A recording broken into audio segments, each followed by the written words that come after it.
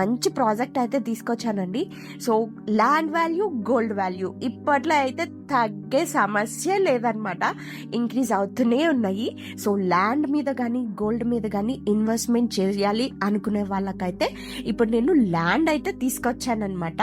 So prices తక్కువ ఉన్నప్పుడే మనం క్యాప్చర్ చేసి పెట్టుకోవాలి, ఇన్వెస్ట్మెంట్గా పెట్టుకుని అది ప్రైస్ పెరిగిన తర్వాత మాత్రం ఆ ఫ్రూట్స్ని ఎంజాయ్ చేయొచ్చు అనమాట.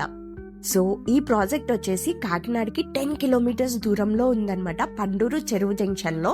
సో ఇప్పుడు మనం వచ్చేసి అన్సూరి వెంకటరమణ నగర్ అనే ప్రాజెక్ట్లో ఉన్నామన్నమాట. ఇవన్నీ కూడా అప్రూవ్డ్ లేఅవుట్ ప్రాజెక్ట్స్ అండి. సో అందులో ఎలాంటి డౌట్ అయితే మాత్రం లేదనమాట. సో ఆల్రెడీ సీసీ రోడ్స్ అవి వేసేసి ఉన్నాయి, చూసారు కదా.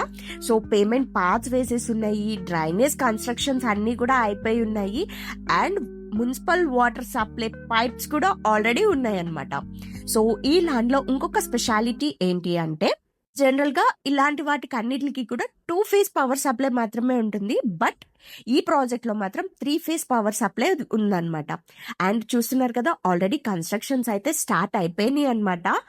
అండ్ ఇప్పుడు మీరు చూస్తున్నారు కదా, కన్స్ట్రక్షన్ కున్న ఈ పార్క్ అనేది ఇంకా అండర్ కన్స్ట్రక్షన్ లో ఉంది. బికాజ్ ఇక్కడ కన్స్ట్రక్షన్స్ అన్ని కూడా అయ్యే లోపల ఆ పార్క్ కూడా ఆబ్వియస్లీ కన్స్ట్రక్షన్ అయిపోతుంది అనుకోండి.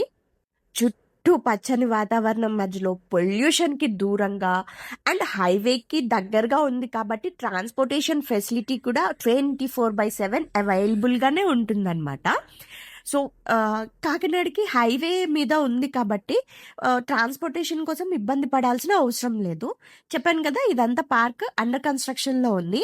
అండ్ మెయిన్ థింగ్ ఏంటి అంటే గనక, ఇది ప్రాజెక్ట్ వచ్చేసి జస్ట్ కేవీ స్కూల్ కి బ్యాక్ సైడ్ అనమాట. కాకినాడలో ఉన్న కేంద్రీయ విద్యాలయకి బ్యాక్ సైడ్ ఉంది, జస్ట్ కాంపౌండ్ వాల్ ఆనుకునే ఉందన్నమాట ఈ ప్రాజెక్ట్ అది కూడా.